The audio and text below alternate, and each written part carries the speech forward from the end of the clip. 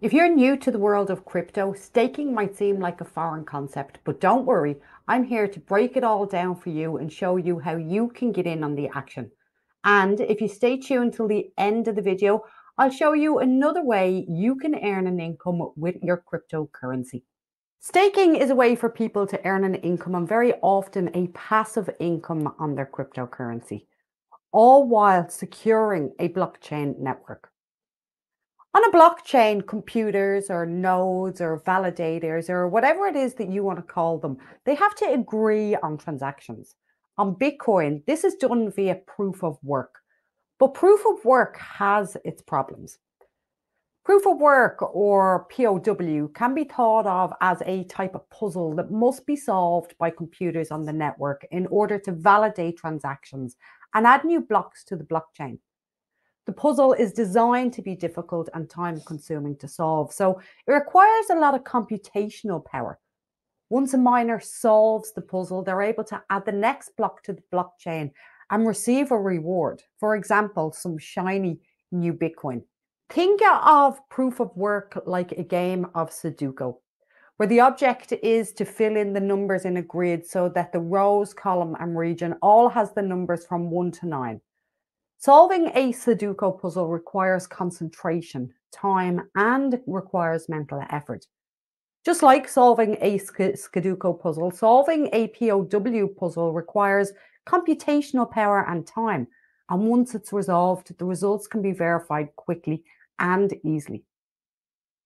Proof of work needs a lot of energy to solve the puzzles, and this can have a very bad impact on the environment. You see, every miner is using energy to solve the same puzzle, but the one that solves it first is the one to get the newly minted Bitcoin and gets to add the block to the blockchain. All the other computers that are trying to solve the same problem just waste energy for absolutely no reason. As the network grows, the puzzle becomes more difficult and requires even more energy to solve. That this is going to give an advantage to large mining companies that have a lot of big, powerful computers, leading to a concentration of mining power in the hands of a few large players. This centralization can be fatal for the security and decentralization of the network, because if these large mining companies pool the resources together and gain over 51% of the network, they can process fake transactions and it's bye bye Bitcoin. Proof of stake tries to overcome these limitations. Proof of stake can be thought of as a type of lottery where individuals holding and locking up a certain amount of cryptocurrency in a wallet are randomly selected to validate transactions and add new blocks to a blockchain.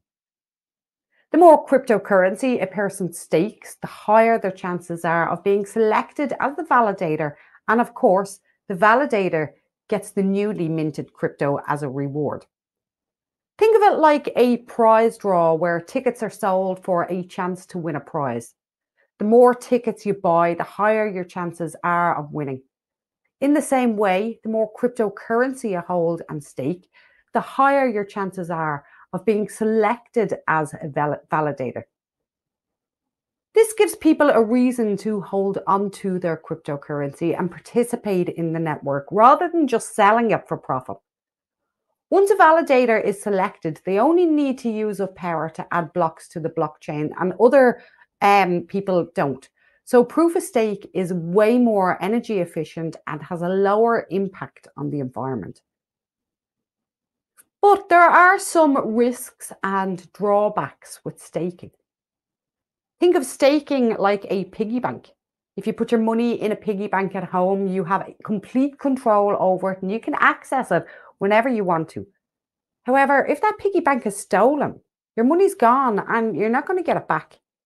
In the same way, if you use a central exchange to stake your cryptocurrency and that exchange goes into liquidation, your funds could be lost and you won't be able to retrieve them back.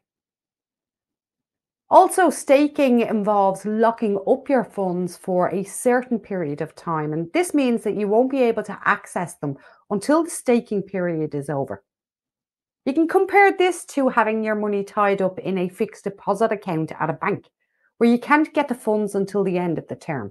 If you do need to get your funds sooner, you may have to pay a penalty, just as you would with a fixed deposit account. There is also a risk of slashing. Slashing risks in staking are penalties that are given to validators that break the rules of the network or engage in malicious or bad behavior. Think of it like playing a sport where there's rules that must be followed and there's penalties for breaking those rules. For example, in a game of basketball, there's rules about what constitutes a foul. If a player commits a foul, what happens? The other team may receive a penalty shot, a free throw. In the same way, when a validator in a blockchain network engages in behavior that is against the rules of the blockchain, they may face penalties, such as having a portion of their stake taken away or even being disqualified from being a validator. This is done to ensure the security and the stability of the network and to prevent malicious actors from compromising the system. Just like in a sport, slashing risks are there to put off bad actors and to ensure that participants follow the rules and play fairly. So while staking can offer rewards, it's important to be aware of the risks and drawbacks and make an informed decision before you invest your funds. With staking, there is a minimum amount of tokens or coins needed to run a staking node. For example, on ETH2, this was set at 32 Ether. Now, these high amounts can make staking less accessible to people. And so we have staking pools. A staking pool is a group of individuals who pool their cryptocurrency together to increase their chances of being selected as the validator and earn the rewards for adding new blocks to the blockchain.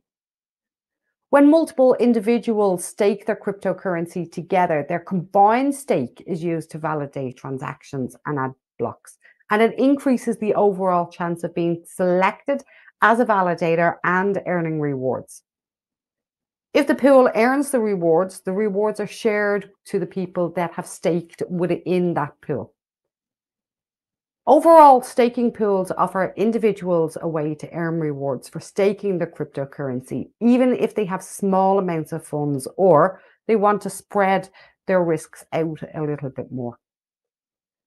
Now, I did promise that if you stay tuned till the end of the video, I would share with you another way that you can make money with your cryptocurrency.